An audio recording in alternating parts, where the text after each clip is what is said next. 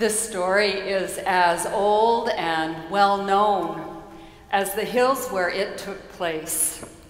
All four of our gospel writers chose to tell this story, but I love the way that Matthew tells it because he tells it from the perspective of the disciples. And the disciples of Jesus are always walking around him in Matthew with perpetual question marks hanging over their heads, wondering how in the world Jesus is going to pull off whatever he's going to do next, and whether or not they actually can or want to be part of it. The day has been long enough already. People from all over have been following Jesus, trying to get a piece of him, rather than push them away or retreating to be alone by himself because he has just been through a tragic moment, the death of his friend, John the Baptist. Jesus pulls away, and he stays with them, and he meets each one of them as they come forward, person by person by person. The disciples were the ones who were overwhelmed by the need they saw around them. It was getting late, and as they looked out over the hills, the long line of people coming down the road was as far as they could see. "Lord," they said to Jesus, "there just isn't enough food to go around. Send these people away so they can get something to eat." I've always thought that the disciples were actually saying something like this: "Send them away, would you? So that we can relax and eat something ourselves." But instead of sending the people away, Jesus asks his followers to pitch in and give what they have. In the Gospel of John, the disciples are saved by a young boy who offers up his lunch for a miracle. But this is Matthew. And in Matthew, Jesus says to his friends, to the disciples, you give them something to eat. Well, the disciples have packed a dinner, but not much of it. They look at Jesus and look at each other and say, "That's all we have. 5 loaves and a couple of fish." And so they bring in what they have. And Jesus offers it up and sends it forth to be given away. And strangely, they keep on giving it away until everyone is fed, and then they take up the leftovers. And when everything is brought in and counted, there are 12 baskets of leftovers that have been hauled in. I'd say that's about 1 for each disciple. Matthew wants us to see. He reminds us that in the economy of God, there will always be enough. In fact, in the economy of God, our cups and our lunch baskets runneth over. It's a little scary to hear this story this morning because we live in such a different economy than this one. As we know only too well, there just isn't enough to go around. Even though governments are scrambling, much of what is happening here at home and abroad threatens to undo the fragile economic stability of our world. The idea that there is plenty to go around, that resources can be shared, and that some may even be left over after they have been shared is just a little bizarre to us, isn't it? And a bit of California dreaming at this point in our global crisis. The Occupy Wall Street movement has emerged out of this moment of our history. It began as a movement that was part response, part protest to how lopsided the world feels to folks as the wealthy continue to make profits and stay rich, while those who would like to have their share of the pie are denied access to some of the basics, remain poor, and are even destitute. So when we look out over our hills, we can see the world lining up with the need for food, for shelter, for jobs, and whatever else human beings need for for safety, health, wholeness, and healing. The needs are great, and the line toward those needs seems to be endless, snaking around our globe. Now, in our story this morning, the disciples turn away from all this need and try to gain some sense of their own equilibrium by taking care of themselves and by attempting to control Jesus' love for the crowds. If they can just get him away, if they can just get him to take care of himself and control his energy and desires, maybe they can find a way themselves to get beyond this moment. If the crowds will only disperse, their desires will melt into the landscape, and each one will have to find their own way to eat dinner by themselves on their own. But Jesus is not interested in business as usual. For him, it is time to pay attention, to be more present to the needs at hand, and a time to trust in the wisdom of God for the life of his people. Rather than shrinking away from it all, he wades into the deep need and he immerses himself. It is his desire and his deep calling. Martin Luther, who we remember on this Reformation Sunday, writes that faith is a lively, reckless confidence in the grace of God. Jesus possessed this kind of faith, this kind of trust. How reckless was it to ask for a little bit of food to feed a big body of need? How reckless was it to ask the disciples to do something that might jeopardize their entire enterprise and make them look like fools before the waiting world? How reckless was it to imagine that scarcity could actually hit the reverse button and turn into an abundance of riches, with plenty to go around and even some extra to share?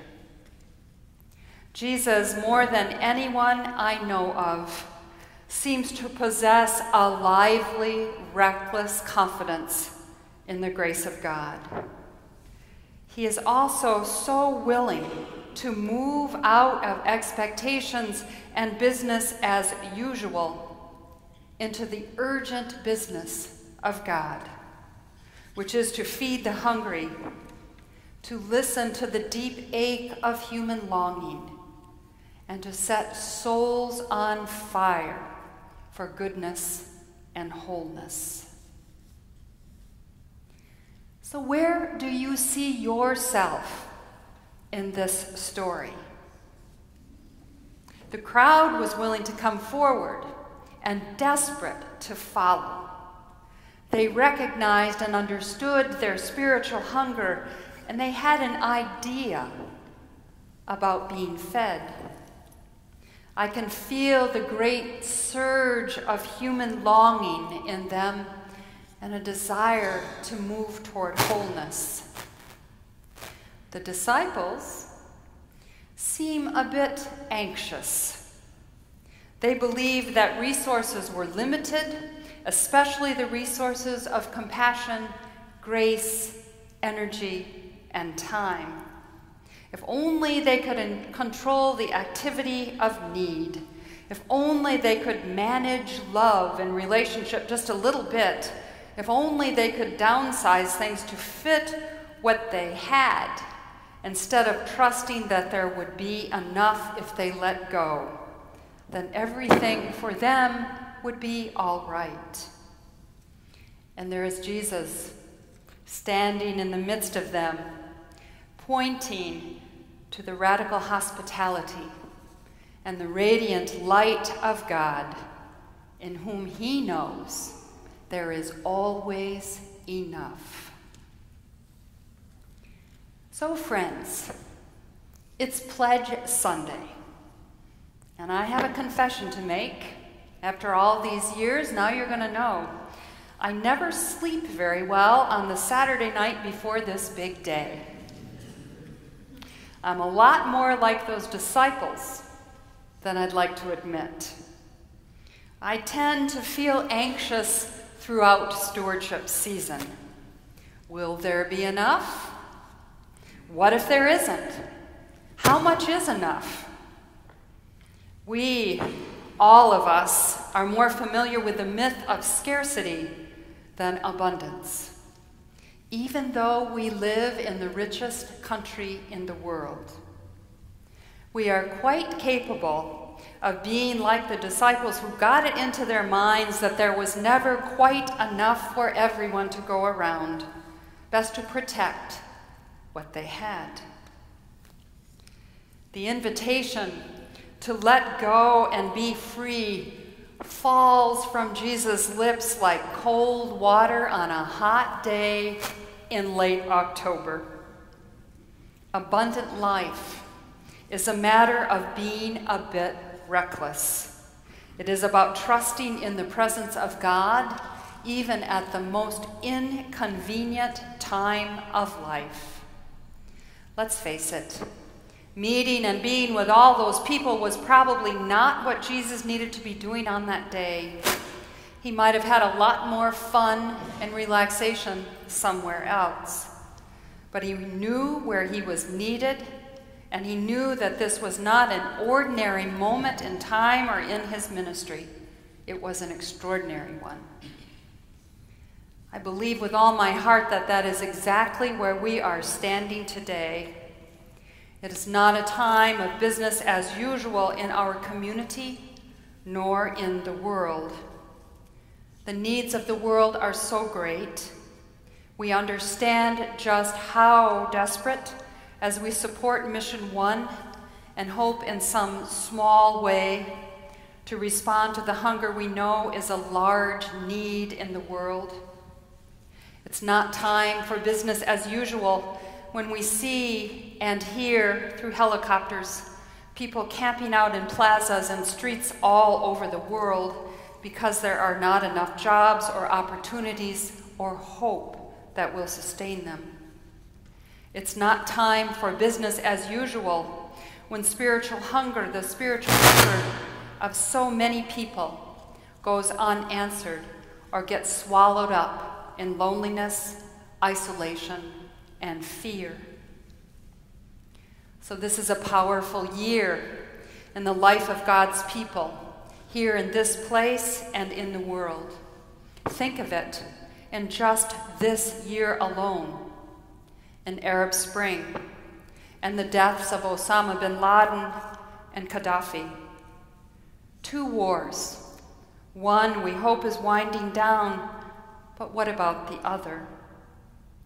The drought in East Africa has displaced millions of people and has destabilized much in that part of the world. And this year, we in this congregation have experienced change and transition as we hope in the promise of new life and new ministry to come. In many ways, it has not been an easy year because of the variety of ways that life is changing and ministry is changing to the response of the changing needs of the world. It is certainly not a year anywhere, for business as usual. We've been asked to change, to grow, to adapt, and to accept new challenges. Churches, seminaries, and mainline institutions around the country have been in a time of change and challenge, a time for the unusual rather than the same old, same old. For the living of these days, we are being asked to live with moral courage and leadership, with a deep and reckless faith, and with a radical trust in God who knows that this is not a time for business as usual, but a time to break open, offer something new up, and share what we have and all that we are. Now, like the disciples, we may want to curl up in our own comfort and turn in for a bit. That's natural and normal. But I hear Jesus offering up us to the world as he offered himself. I hear him inviting us to give beyond ourselves. I hear him asking us to trust that what we will give will be broken open, blessed, and used to further the mission of abundant love and a gospel of incredible fullness. So this year, every day, we are invited to live with a lively, reckless confidence in the grace of God. Please join me and pledge, not because it's business as usual, but because this is an unusually powerful time, and we are called, each one here, to offer a strong ministry of abundant love and radical hospitality, filled with reckless confidence in the God of grace and glory. May our pledges be a reflection of lives that have been changed by the power of God in community, changed by plentiful love that can be multiplied again and again, changed through grace that comes when we dare to live as Jesus' disciples in a demanding but oh so beautiful world. Amen.